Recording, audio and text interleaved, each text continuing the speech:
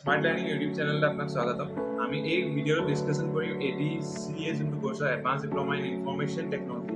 এই কোৰ্সটো কিয় কৰিব নালাগে সেইটো ওপৰত অকণ ডিসকাশন কৰিম। সো একদম শেষলৈকে চাব, তেতিয়াহে একচুয়ালি বুজি পোৱা যাব যে একচুয়ালি ADCA কিয় কৰিব নালাগে। কজ বহুতখিনি ষ্টুডেণ্টে এতিয়াও ADCA কৰিম বুলি ভাবি আছে বা অলমোষ্ট কৰি আছে। কিছুমান ষ্টুডেণ্টে তেওঁলোকে কিয় কৰিব নালাগিছিলে বা কিয় সেইটো অল্টাৰনেটিভ অপশ্যন কি আছিলে, তো তেওঁলোকে এইখিনি বস্তু বুজি পাব।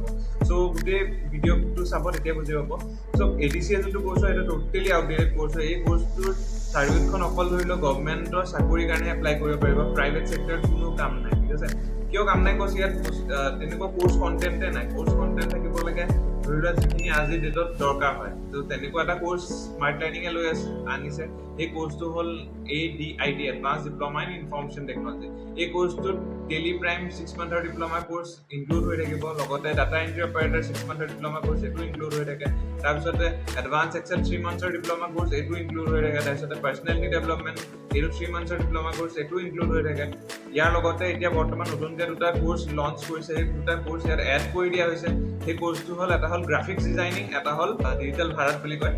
সো এই দুটা কোৰ্স ইয়াত ইনক্লুড কৰিছে। আল্টিমেটলি যদি কোনোবা ষ্টুডেণ্টে ADIT কৰে তেতিয়াহ'লে 7খনকৈ বেলেগ বেলেগ চাৰ্টিফিকেট পাব, 7টা বেলেগ বেলেগ কোৰ্স শিকিব পাৰিব ষ্টুডেণ্টে। আৰু এতিয়া বৰ্তমান 4000 ৰুপিজলৈকে ডিছকাউণ্ট চলি আছে। এই ডিছকাউণ্টৰ বিষয়ে যদি জানিবলগীয়া আছে, ইনষ্টিটিউট আহক বা মোক কল কৰি পেলাই আমাৰ ইনষ্টিটিউট ভিজিট কৰক। ধন্যবাদ।